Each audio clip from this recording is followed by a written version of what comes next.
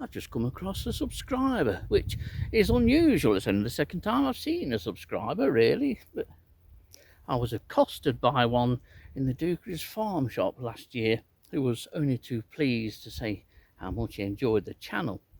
But I still can't get used to this being recognised, malarkey. But anyway, the subscriber I met today, Luke, and his delightful son Eli are now happily photographing wasp spiders, which is why they'd come to this area of Clumber Park.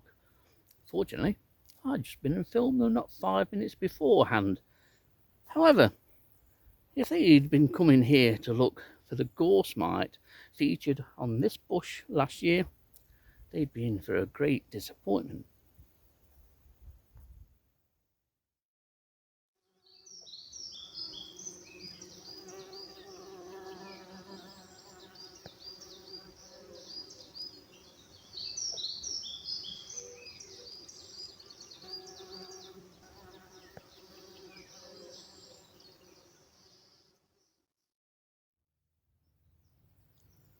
It's very hard to imagine what this gorse was like, but it was so extreme, the infestation by Gores Mites. There must have been millions on this particular gorse.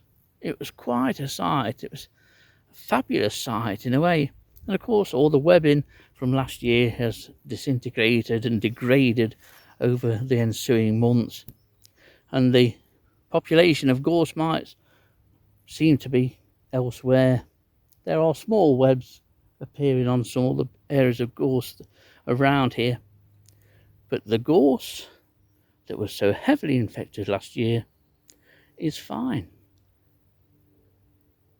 You look at this gorse today, well, it took me a while to make sure that I'd got the right gorse, but this is definitely it.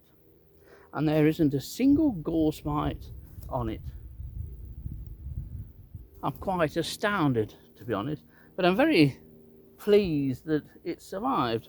Many people seem to think that if you get a huge infestation of something like Gores Mites, or in the case of earlier this year, the webs of both spindle ermine and bird cherry ermine defoliating trees, that those trees and gorse bushes, in the instance of Gores Mite, are doomed.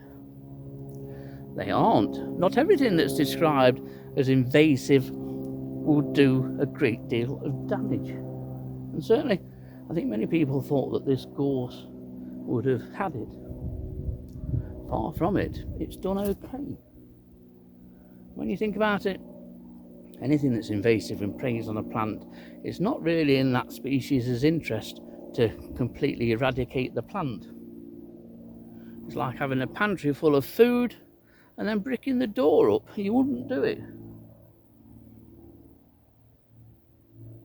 Great to see that even though this is just a gorse, may all get cut down at any time as part of management, that it has survived, and it's survived unscathed from the ravages of millions of Gores Mites here in 2024.